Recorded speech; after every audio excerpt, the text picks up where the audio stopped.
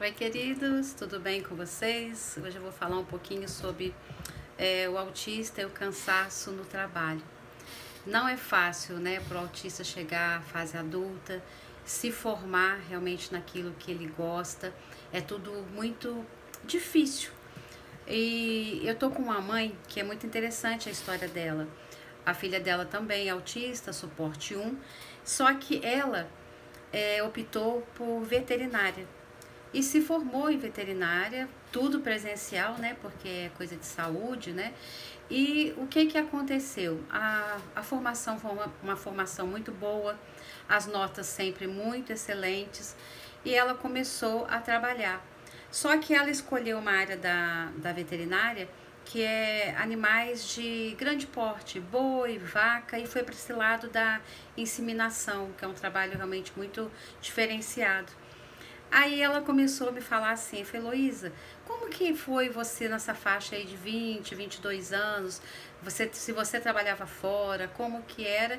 E eu fui falando com ela, né? Eu falei, olha, eu nessa época eu morava no Rio de Janeiro, ainda não tinha filho. Eu saía de casa, eu acordava por volta de 5h30 da manhã para conseguir pegar o primeiro ônibus às 6h15 para chegar no trabalho às 8 horas da manhã, porque eu morava em Jacarepaguá e trabalhava na Avenida do Brasil. Quem conhece Rio de Janeiro sabe que lá tudo é muito longe, mas é longe com vontade. Tem muita condução, mas é longe. E muitas vezes dali eu saía, fazia algum curso, chegava em casa quase meia-noite e coisas de casa para fazer. Quando a Thaís nasceu, ela estava com 6 meses mais ou menos, e eu precisei fazer me aperfeiçoar em alguma coisa. Eu era secretária de uma metalúrgica e também saía do trabalho, ia para Cândido Mendes, lá na Praça 15, muito longe, o contrário da região que eu morava.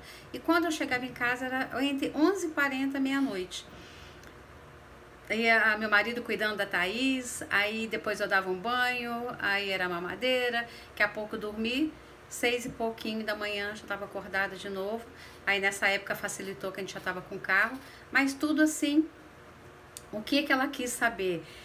Que ela também passou a vida inteira, né, a juventude dela, depois com o filho, sempre nesse pique. É um pique realmente você fala, nossa, é exaustivo. Mas normalmente quem não tem o autismo passa por isso com muita tranquilidade. A gente se cansa, sim, mas chegou em casa, teve uma boa noite de sono, no outro dia é a mesma rotina. É trabalho, às vezes depois estudo, chega em casa é pouco tempo, tudo de novo. A não ser quem trabalha em uma cidade pequenininha, que possa ser fácil. Aí ela queria saber se o que estava acontecendo com a filha dela, se era tipo uma tristeza de não estar gostando do que está fazendo, ou se era uma preguiça, mas não é, sabe? Aí eu comecei a conversar com ela para ela entender um pouquinho que ela já descobriu o autismo na fase adulta, já na época da faculdade, e que conseguiu linkar muitas coisas, que ela passou muitas dificuldades na adolescência, na escola, no ensino médio. E só que ela mora numa região que é muito longe de fazenda. E ela conseguiu logo, muito próximo, né, de logo que formou, esse emprego. Então ela tem que pegar um primeiro ônibus, é um circular.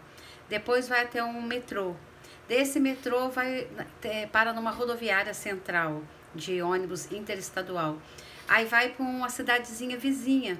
E chega nessa cidade vizinha, pega um circular que deixa até dentro do local de fazenda.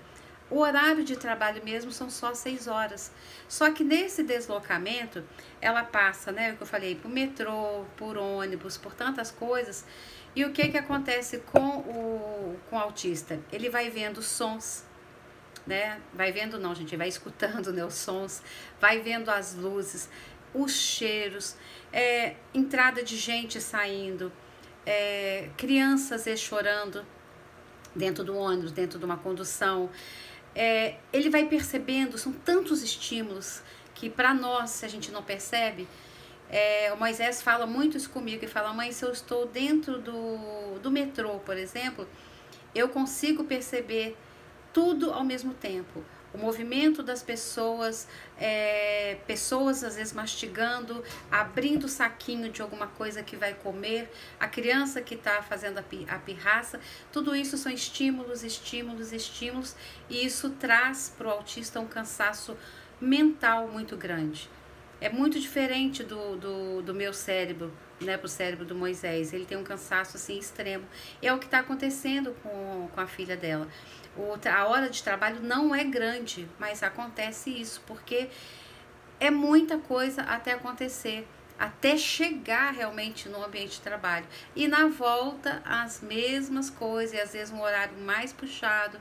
Então, assim, eu não sei como que ela vai lidar, né, nesse período, se ela vai, de repente, mudar para alguma coisa mais próximo, depois que se firmar num ambiente, assim, que é difícil, né, você conseguir já trabalhar dentro de uma área tão rica, que é, se eu não me engano, é isso, inseminação. Então, ela queria entender isso.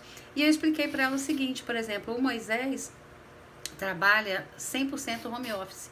Ele já fez a faculdade dele em casa, eu já falei isso também em outros vídeos, mas o que acontece com ele quando às vezes ele precisa ter muitas reuniões?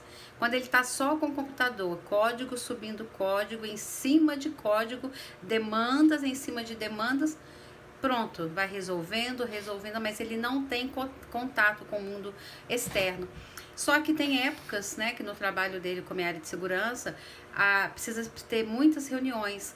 Aí as reuniões não tem como, você está ali lidando com pessoas, escutando o que a pessoa está falando, outro dando direcionamento, muitos debates para chegar num acordo, né, comum com a maneira que vai resolver melhor. E isso causa, quando passa para 2, 3 reuniões no dia, ele fica esgotado. A mente dele, ela dá aquele quase um apagão. Ele precisa fazer o que eu sempre falo com vocês aí, é um bom banho, um bom lanche, os remédios e cama.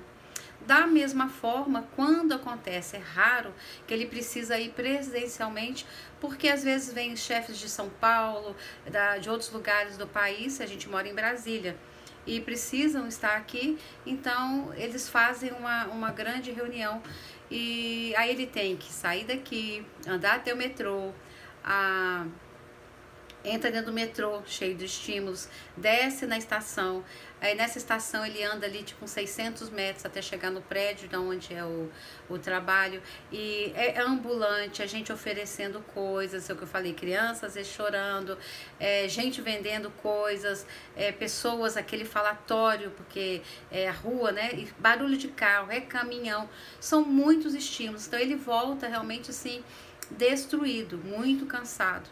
Então, esse cansaço, né, que a pessoa sente, não é um cansaço de frescura, é o que o cérebro aguenta, é o que o cérebro aguenta. E geralmente ele precisa de um tempo maior para descansar. Eu acredito muito que essa moça veterinária vai chegar um momento ali que ela de repente vai conseguir fazer como se fosse plantões, de repente trabalha uma segunda, aí só volta numa quarta, para dar tempo disso, entender, ela conseguir resolver. E o que é chato, né, no caso dela, é que os familiares têm sempre o mesmo discurso.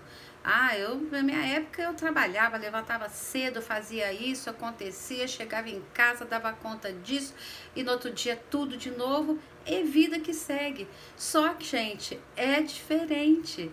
Tem que ter esse respeito, tem que ter esse entendimento que não é um funcionamento cerebral igual ao nosso, ou de alguém que não tem o autismo.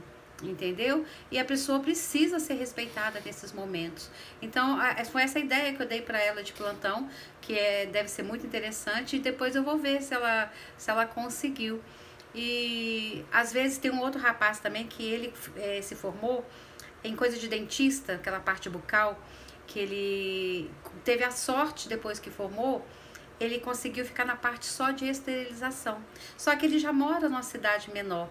Ele só desce a rua da casa dele, dá mais ou menos uns 250 metros, aí é uma clínica, e ele ficou com a parte de esterilização. Então ele vai, fica naquele cantinho, é muita responsabilidade, você tem que conhecer todo o material, instrumentador não é uma coisa fácil, né? Tem que ter muita memória ali boa para gravar tudo, mas é aquele cantinho mais reservado. Então ele tá mais tranquilo nesse trabalho por isso.